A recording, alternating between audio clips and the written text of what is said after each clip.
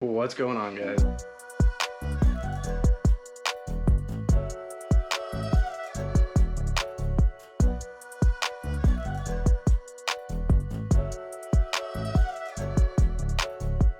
What's going on, guys? Today we're going to be doing a new video. Today what we're going to be doing is showing you guys what the best tools that you can buy when you're first starting out doing your own car work at home, do it yourself, DIY mechanic. Before we get started, make sure you go down, hit that subscribe button so you can keep watching these videos, and let's hit 100 subscribers by the end of January. We're at like 91, I believe, or 90, so let's hit 100 before the end of January. And yeah, make sure you hit that like. So again, hit that subscribe button. Let's get into the video. All right, guys, so when you're first starting out, you're gonna want to buy the most essential tools, so you're not just spending like $500 to $1,000 on tools. You really want to just have a baseline of where you're starting.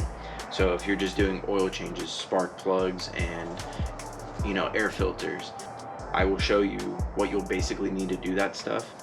I do want to do a series where I do like basic tune-ups so people at home can learn how to work on cars as well.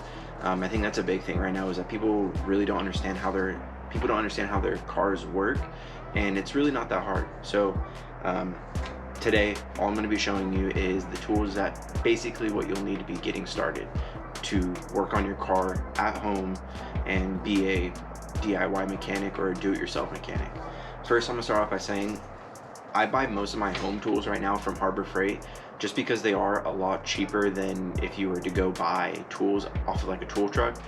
When you buy tools off a tool truck, they're gonna last you forever. There's like lifetime warranty on everything, but people at home aren't going to be doing that much serious work unless you're an experienced mechanic. Then you should probably have those tools. Right now, I still buy my tools from Harbor Freight just because I am on a budget. So almost everything that I have on my toolbox and workbench is stuff that I bought at Harbor Freight. So with that being said, let's get started. All right, guys, so basically it looks really cluttered right now just because I am running out of room in this toolbox. So this is a US General bought at Harbor Freight. It's a 4-drawer. It has 2 smaller drawers and then 2 deeper, bigger drawers, and then a bottom compartment for cans and whatever else. So up top, what I first have is you'll see some magnetic trays with bolts and nuts in it. Basically, these are like $5, $3 to $5 at Harbor Freight. You're gonna want to pick up some of these magnetic trays just because you're not going to want to lose your bolts.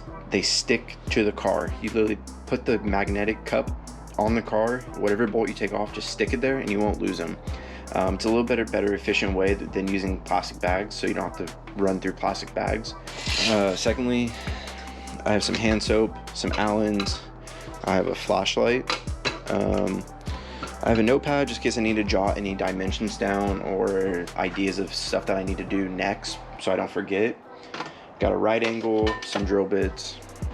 In this first top drawer, this is where I have all my pliers. So I have some wire strippers. These are automatic wire strippers. All right, guys, so yeah, so some snap ring pliers, some dikes.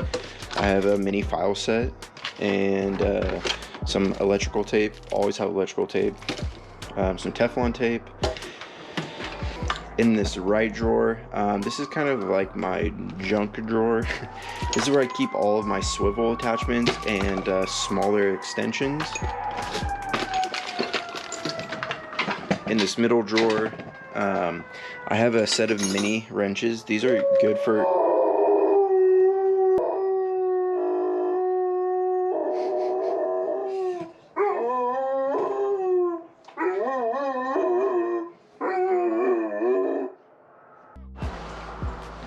Alright, so in this drawer, I got a set of mini wrenches, some regular wrenches. This kit's actually pretty cool. It has like a bunch of bits that you'll need eventually. Phillips, flatheads, squares, torques, security torques. It's got everything. It's made by Cobalt. I bought this at Home Depot. In this drawer, I have longer extensions, soldering iron, bolt kit, and zip ties, heat gun, stuff like that. And then on the very bottom, I keep cans, brake cleaner, WD-40. Now that you've seen my toolbox, what I'm going to talk about is sockets. You're going to need sockets to remove any type of bolt, like a drain plug. A drain plug takes a socket. So this is just a socket pretty much. This is a 6-point. You can just count the points in there. That's how many. But yeah, so you'll need sockets to do your oil changes. The next thing that you'll need, they most likely come in a kit, is a ratchet. This is a very basic ratchet. This is what the socket attaches to. I don't know if I have any 3/8 up here. Oh yeah, no. So this is a 3/8. 3/8 is going to be the middle size. So this is quarter, or this is 1/2 inch. This is 3/8, and then this is quarter. You can see the difference. So a 3/8 is like a very basic ratchet setup. This is what you're mainly going to use for your oil changes. The next thing I recommend on my list is wrenches. Wrenches can be used for a variety of things. Hard to reach bolts, and maybe even the oil filter will have a wrench style. This is a wrench. This is a 14. So yeah, this is just to get in tighter places to get bolts out, somewhere where you can't fit a socket and ratchet.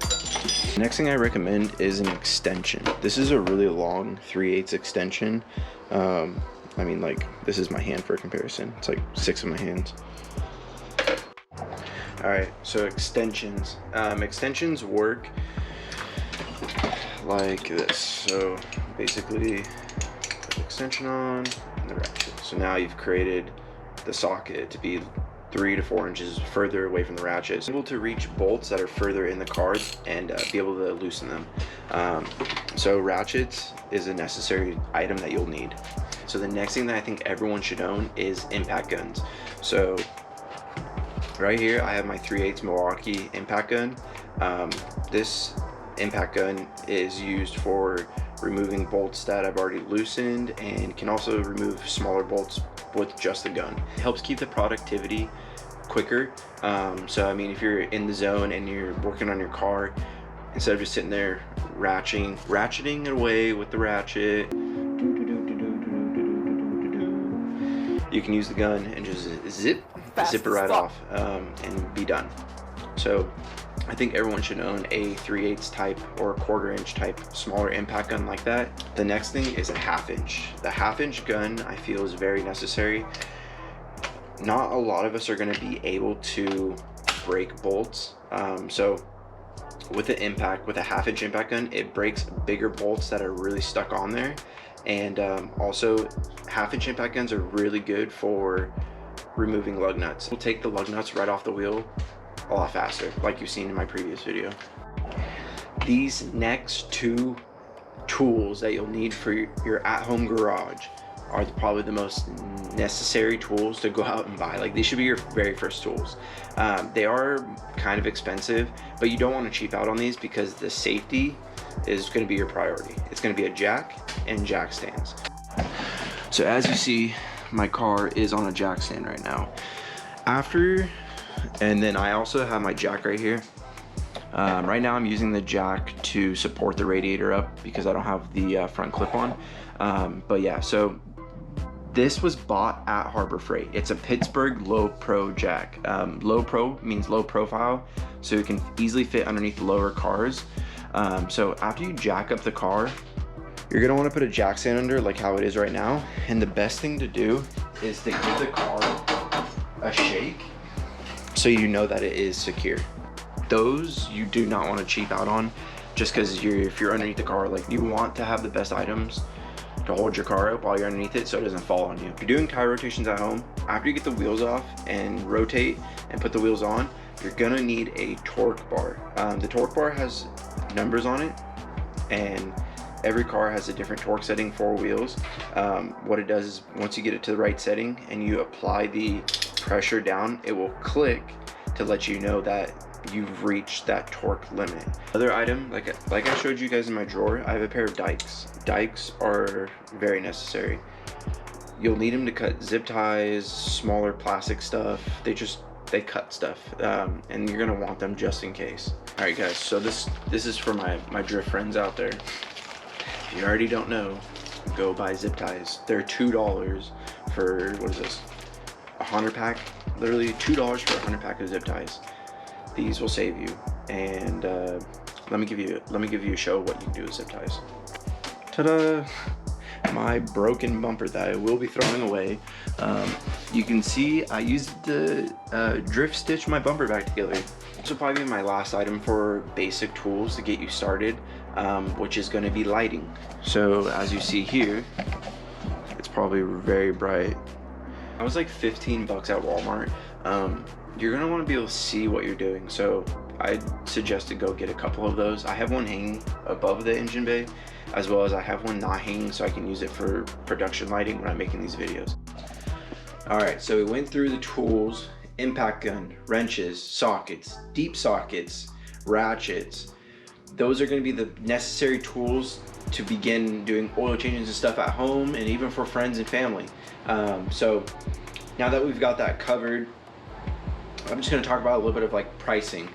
So like before I said, if you go to Harbor Freight, you will be able to find the tools that you're looking for a lower cost.